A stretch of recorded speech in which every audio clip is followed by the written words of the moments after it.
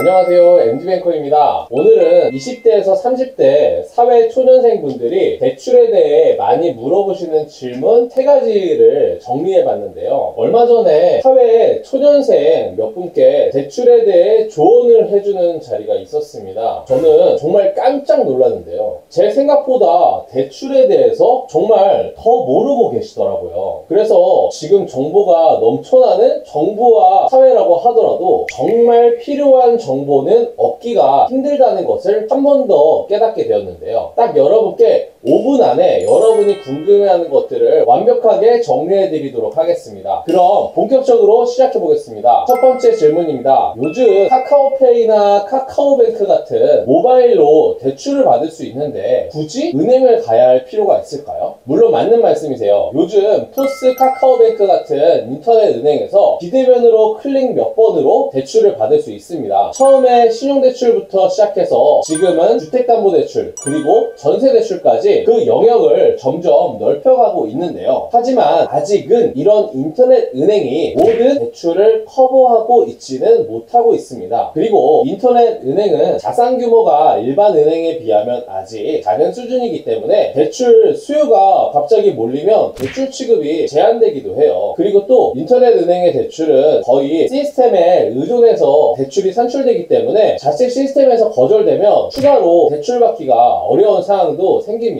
즉 사람이 관여할 수 있는 부분이 거의 없다는 건데요. 그래서 요즘 카카오페이 같은 이런 플랫폼으로 대출 한도를 돌려보고 대출이 안 나온다고 금방 포기해버리시는 분들도 많이 계신 걸로 알고 있어요. 저는 그렇게 하지 마시고 만약 플랫폼에서 거절이 되더라도 가까운 은행에 방문해서 한 번 더 상담을 받아보시기를 권유를 드립니다. 만약 시간이 없다면 대출 상담사를 통해서 대출을 받는 방법도 있습니다. 그러니까 그런 여러가지 방법을 통해서 대출을 받으실 수 있다는 거죠. 두 번째 질문입니다. 신용대출 한도는 그럼 어떻게 결정되나요? 이 신용대출에 대해서 많이들 궁금해 하시는데요.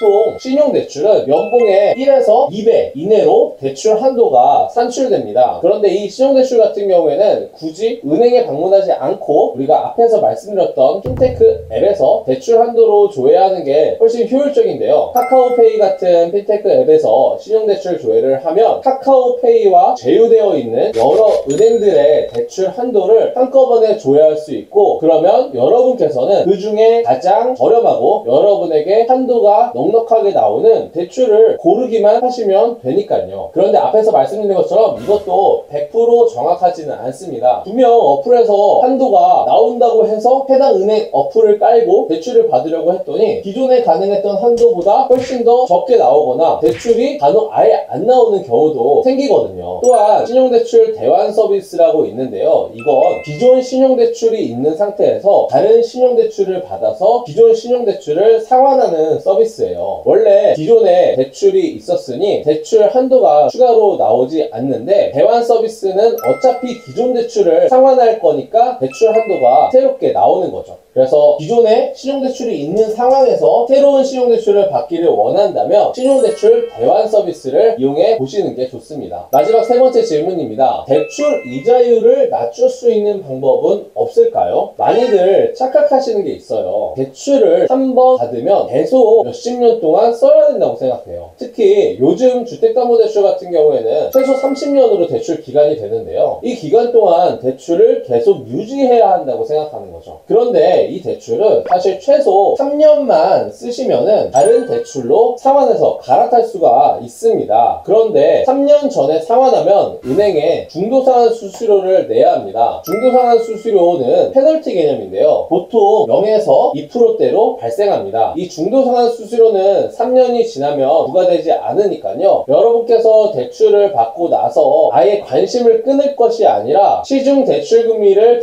계속 체크하면서 내가 받은 대출보다 시중 대출 금리가 저렴하면 다른 대출로 갈아탈 수 있는 것입니다. 오늘은 사회초년생들이 많이 물어보시는 질문 3가지를 정리해봤는데요. 유익하셨나요? 제가 언급해드린 것 말고도 여러분들이 궁금해하시는 내용이 아마 더 있으실 거예요. 댓글로 남겨주시면 제가 또 정리해서 영상으로 올려드리도록 하겠습니다. 감사합니다. 행복한 하루 되세요.